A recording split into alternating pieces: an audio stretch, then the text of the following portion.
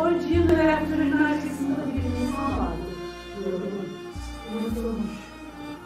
Yaşam bilimi bazen bir fabrikada, bazen bir tarlada, depende bir bazen bir madenin en karanlığında, bazen bir şantiyenin çürümüş resimlerde koydu. Alın teriminince hırsızlar zengin oldu. Belki de saraylar kuruldu. Dedim ya,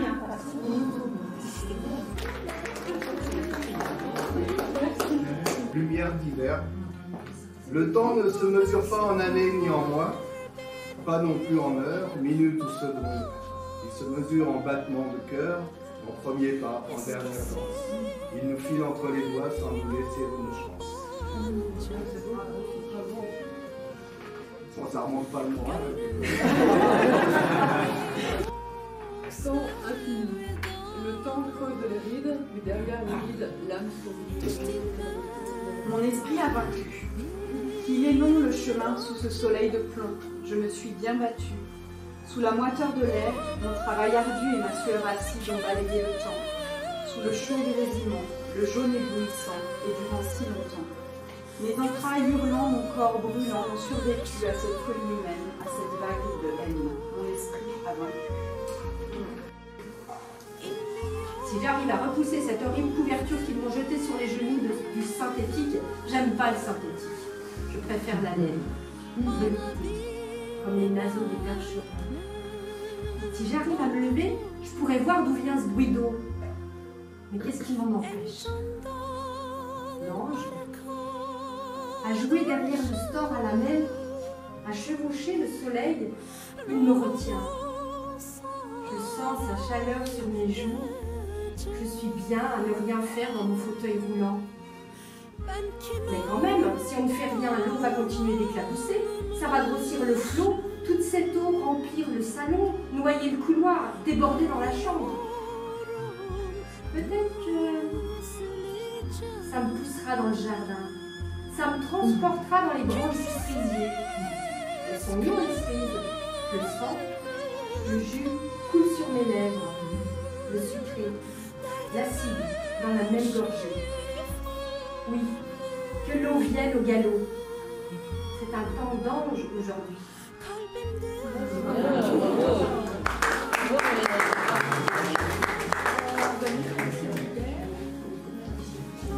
Est-ce que vous avez d'autres?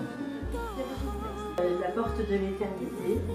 Tu dors sur le trottoir, indifférence, désespoir, chemise bleue passée, pantalon rigide de saleté. Raconte-toi. Pieds crasseux, talés par les heures de marche sur toutes les routes, en toute saison. As-tu erré toute ta vie? Raconte-toi. Bras croisés sur le cœur, jambes repliées, tu te recroquevilles sur ton malheur. Tu n'attends plus rien de la vie. Raconte-moi. Un peu de temps volé au temps. Pleurer, besoin de réconfort. Sentir la fraîcheur des larmes rouler sur ma joue. Douce amère, elle porte l'histoire de ma vie. Ma tête tourne, soudain c'est l'abandon. Une vie consacrée aux joies et peines des enfants, des parents. De moi, tout était dit. Une image se mêle à ma détresse. Enfant, les chèvres étaient des compagnons de jeu. Solitaires, je leur confiais mes secrets.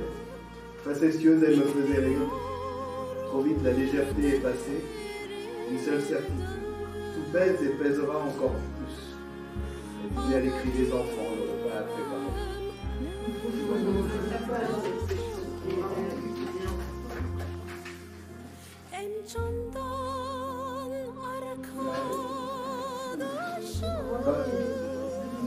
L'homme prudent.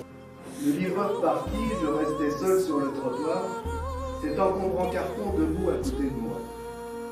1,80 m, assez plat. Pour les voisins, ça pouvait être n'importe quoi. C'était bien ainsi qu'à un peu honteux de mes excès de précaution, je préférais rester discret sur cet achat. À 4 pattes au milieu de ma cuisine, le carton grand ouvert devant moi, des morceaux de polystyrène éparpillés sur la moquette, le plan déplié, ici les vis, le tournevis, la clé à 6 pans, là les planches en contreplaqué au coumet au nombre de 8, le capiton blanc de finition, un coussin doré brodé à mon nom, il ne manquait rien. J'avais pris mon congé pour la journée, même si monter un cercueil, c'est pas vraiment compliqué. Pas de tiroir, de charnière, de vitres qu'on risque de casser.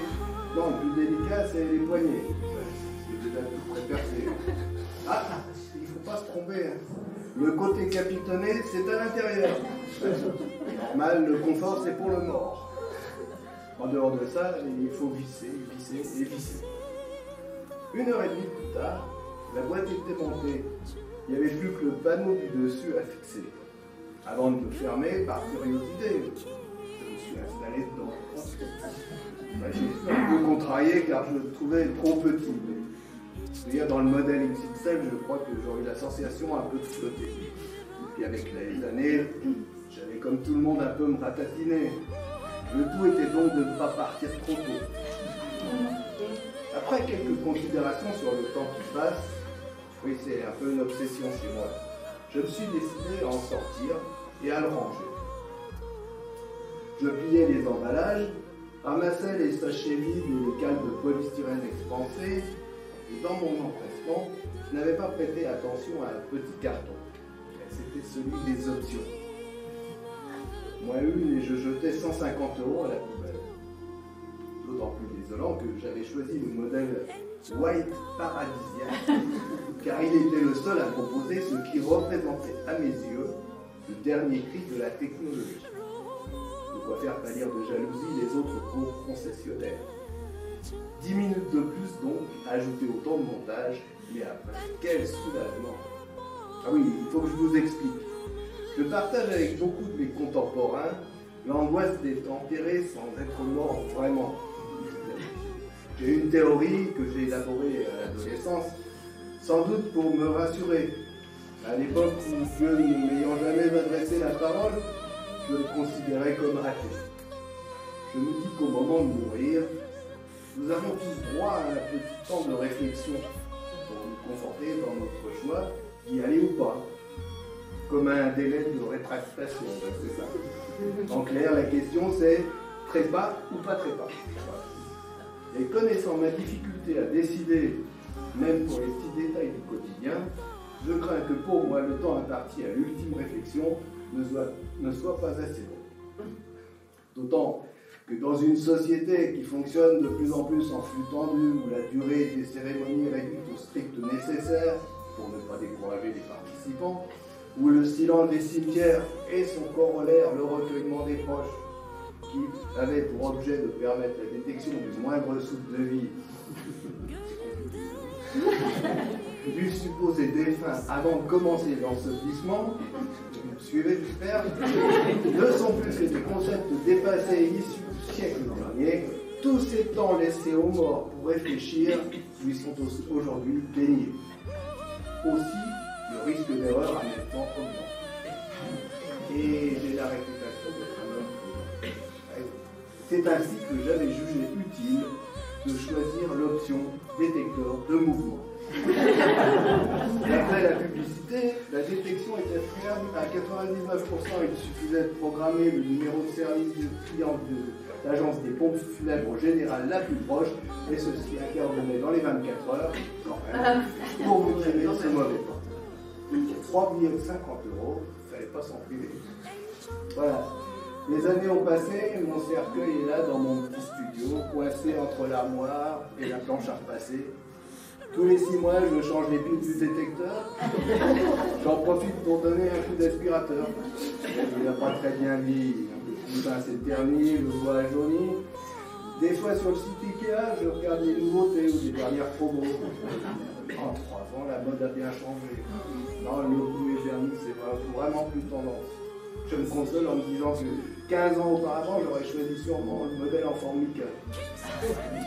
À vouloir trop anticiper en matière d'obsèques, on tombe vite dans le rétro. C'est vrai que le temps passe si vite.